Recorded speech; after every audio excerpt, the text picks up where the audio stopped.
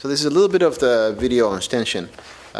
Not a very fast piece at all. In fact, he just tells you right off the bat at the beginning, mäßig, which is just measured. You know, just hold it back. Tempo rubato. So stolen time. You have all kinds of freedom with your time. You start out very simply.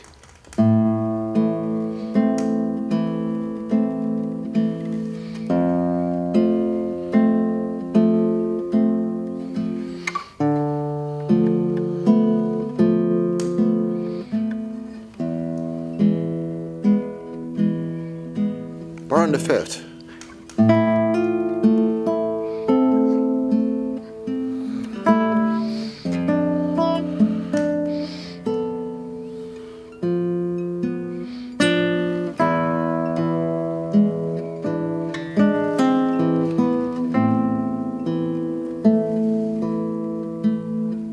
Now, how to practice that little business on measure 5? You have a mini bar here on the fifth position. On the second string, you're going to do your hammer on, and then in between that comes your bass, right? That A right there on the fourth string. And right after that, you play your E. So lift up your second finger and to get your E on the second string.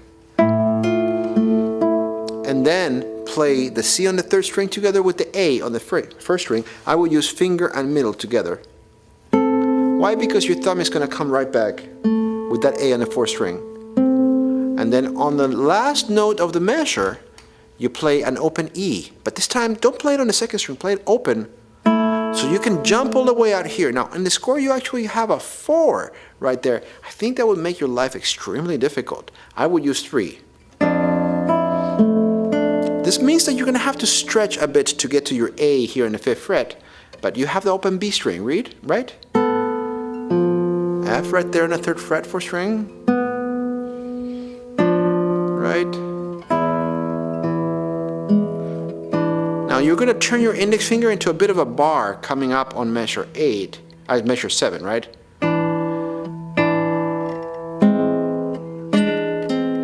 Right?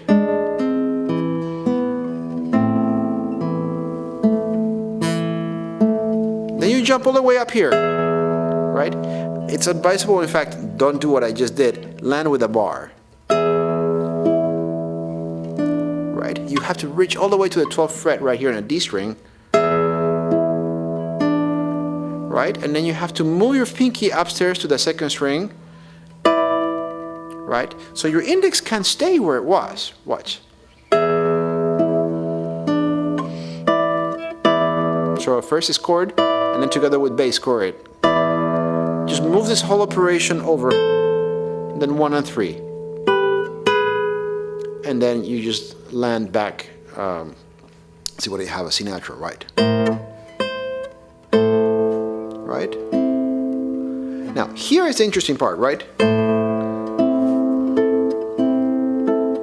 This A here, that you played on the 2nd string, was part of the melody, right? And you're using 3 and 2 over here. So you have to be very careful with that A that you just played as part of a 3rd in harmony. Now it's relegated to part of the accompaniment, right? So you really have to be delicate with your touch in your right hand. And then you actually have kind of an expansion of what you had in measure 5, right? You have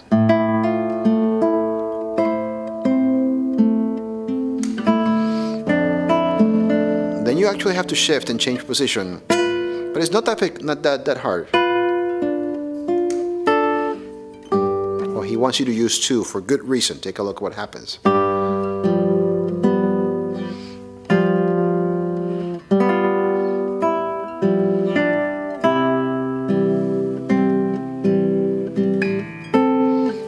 And again,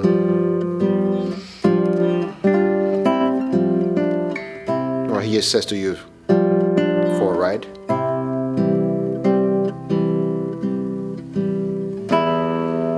Bit of a stretch.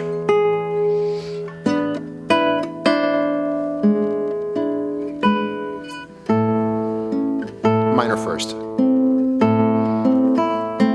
So you have to jump all the way from 5th to 1st position. It's not a terrible jump. All if you think through it, it's not going to be that difficult.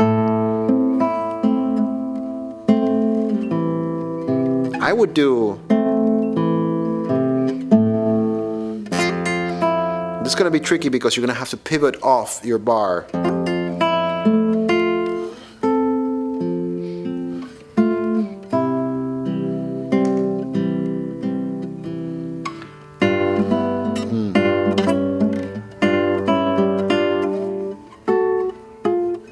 Oh, I use 3.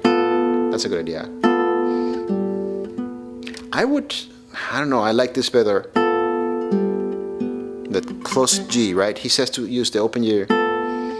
You might have to do what he says, but you know, it's completely up to you.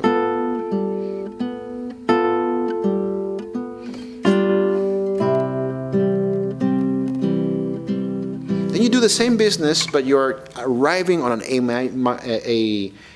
first you were A minor, now you're going to be A major tonality. Yeah, he didn't give you the fingering again because it's just about the same finger there. Yeah, you're going to have to be quick with your index finger.